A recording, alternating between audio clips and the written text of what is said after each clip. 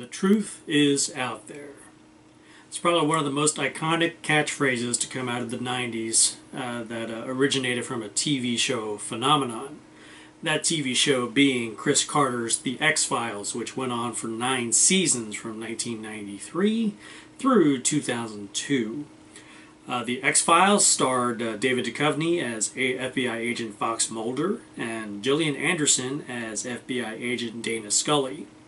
Now, the two of these FBI agents were involved in investigating strange incidences ranging from the paranormal to extraterrestrial to just flat-out bizarre and inexplicable scenarios that basic science and investigation can't resolve.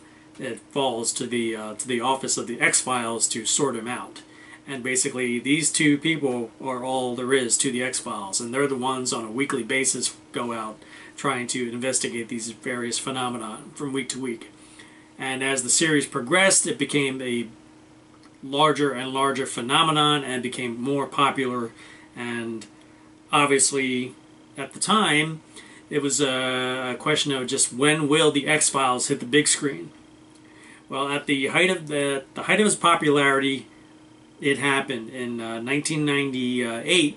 The X-Files made the jump from the small screen to the big screen, and it was essentially an event film where the trailers pretty much promise that the truth will finally be revealed.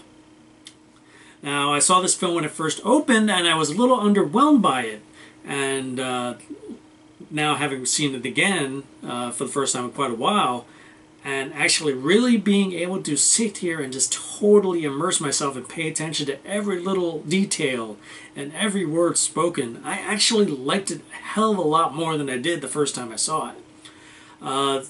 The X-Files, The X-Files Fight the Future was released in '98, and it was released between, I guess that would be the 5th and 6th seasons of the show. Now you see, the TV show was still ongoing, and after this season ended, it was being picked up in movie form in the theater. And then it was going to continue on the TV show, which was kind of unheard of. And looking back on the film, it's clearly that one of the issues with it is that it's not a standalone film. And it's one of those films that truly depends on the fact that you, the viewer, are up to speed on the X-Files.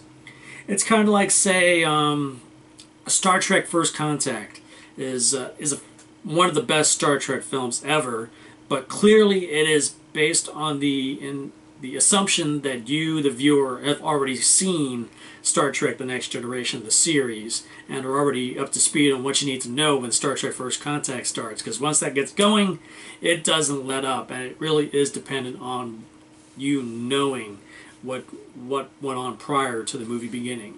So that's a major issue here with X-Files Fight the Future, is that it really depends on you knowing what the hell has gone on in the previous 5 seasons.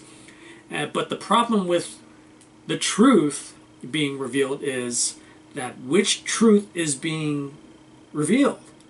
I think I remember back in '98, my idea what the truth was going to be was that finally they'll reveal that there are, in fact, extraterrestrials. Mulder will finally prove there really are extraterrestrials to the world, or at least to Scully, or anybody else who really needs to know that there really are extraterrestrials. And I thought that was the whole purpose of the movie, finally to blow the lid off and say, yeah, look, they're ETs, they're real. But that might have been probably part of the reason why I was a little underwhelmed by the movie when it first came out. But looking at it now, I see that there was so much more that I guess I had a attention deficit disorder back then, I guess, and I really missed a lot of details, and there was so much more to the story, and this proves to be such a heavy expository film. There's just so much exposition laid down in here that it was like it's no wonder a lot of fans might have found it kind of dull, because it's just too much talk. And there's just so much story that is laid out in conversation, and it doesn't really pick up action until like the final 15 minutes or so of the film. But now, looking at it now with fresh eyes, being so far removed from it, I actually appreciate it a hell of a lot more than I did when the first time I saw it. The film features other dignitaries, a rather stellar cast, including John Neville, Martin Landau, Jeffrey DeMunn, Armin Mueller-Stahl, Blythe Danner, Terry O'Quinn, a young Lucas Black, and it was written and directed by written by Frank Spotnitz and Chris Carter, and directed by Rob Bowman, who directed numerous episodes of the X-Files TV series. Fight the Future, back in the day, I probably would have given a 6.5 out of 10, I guess. But now, with my going back to the old star system, it was probably a 3.5 back then, and I would probably still stick with the 3.5 stars now. But definitely, I like it a lot more than I did initially. I mean, it's not enough to get it to the point where I would say it would be a 4 out of 5 star film, just because it's not a standalone film, and it kind of leaves there's that thing, the fact that it just ends, that it really has no ending, and it's obviously an ending where that you got to watch the first episode of the next season to pick up on it. So it's kind of like it wasn't a standalone film enough to really stand on its own. Again, it was highly dependent on you having seen the X-Files or being familiar with the X-Files. But as a fan of the show, I thought it was a decent film, and pretty entertaining. And now looking at it with like new eyes after being away from it for decades, it's actually a pretty good film, as it turns out. So X-Files, Fight the Future, their first foray of Fox and Dana onto the big screen, was a 3.5 star event back then, and is still a 3.5 star event now. So, if you like this review, please hit that like button below.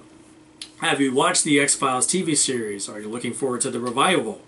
Have you seen Fight the Future? And what did you think of it?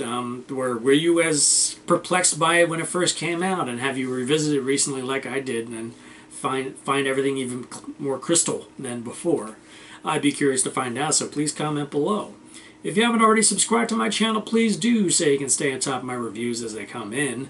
And as always, when you have the opportunity, please check out ErnieTrinidad.com so you can see any additional reviews I happen to post there. So, until next time, I want to believe and trust no one.